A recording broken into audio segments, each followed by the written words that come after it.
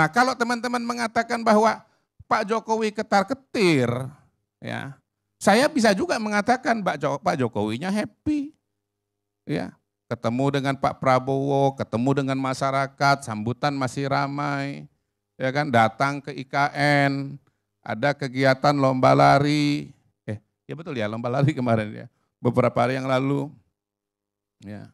Kalaupun begini, misalnya nanti Pak Jokowi turunnya Pak Jokowi insya Allah tanggal 20, saya yakin nih ya, saya yakin walaupun ada demo nanti teman-teman tanggal 14 atau tanggal berapa, itu akan berjalan dengan baik. Pak Jokowi sore akan pulang ke Solo. Dan setelah itu juga everything will be okay. Kenapa? Mari kita bercermin dari pengalaman pemimpin-pemimpin sebelumnya.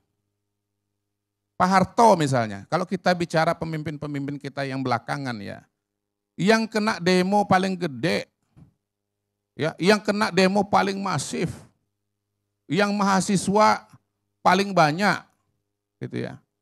Itu pasti Pak Harto. Didudukin kok DPR-nya. Sampai-sampai Pak Hartonya mundur.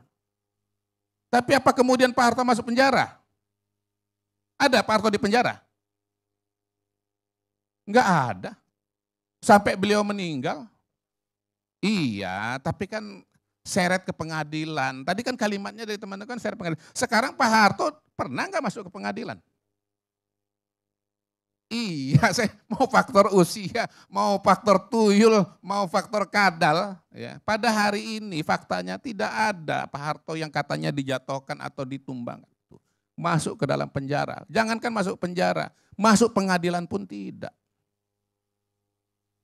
Ya, itu demo semua mahasiswa loh, bukan cuma BEM SI loh ya. Ya, sekarang ini kan BEM juga macam-macam juga. Ada BEM SI, ada BEM Nusantara, BEM itulah, BEM Onolah. Gitu. Gus Dur, betapa banyak demo yang terjadi pada masa Gus Dur.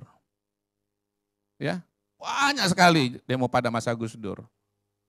Yang membuat kemudian Gus Dur itu turun. Gus Dur juga konfrontasi luar biasa dengan partai politik, dengan semua partai politik. Menteri dipecatin tiap hari. Bukan gak ada masalah hukum Bung Rey, ada kasus Bulog Gate.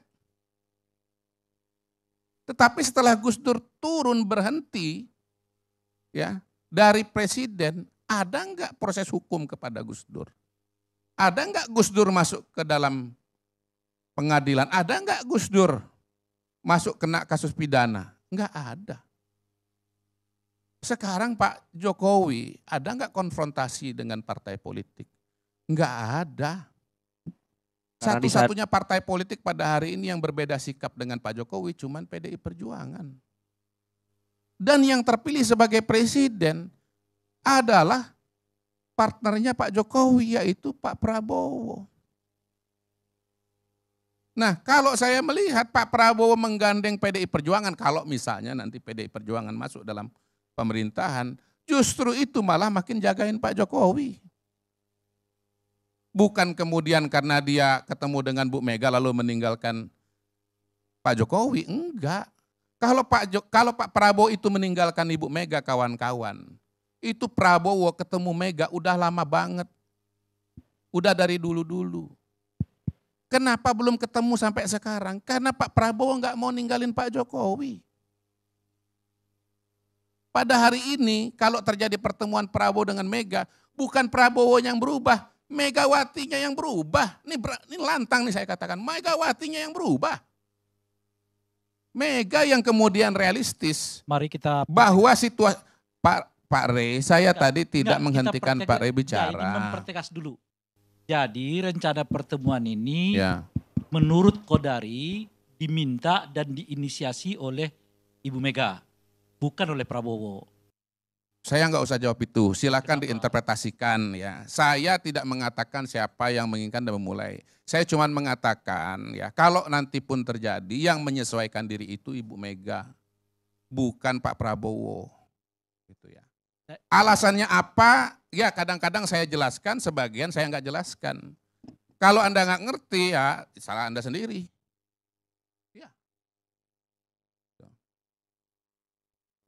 Jadi pada hari ini dari mana ceritanya Pak Jokowi itu akan masuk penjara? Enggak ada ceritanya. Dari mana judulnya? Hurrah!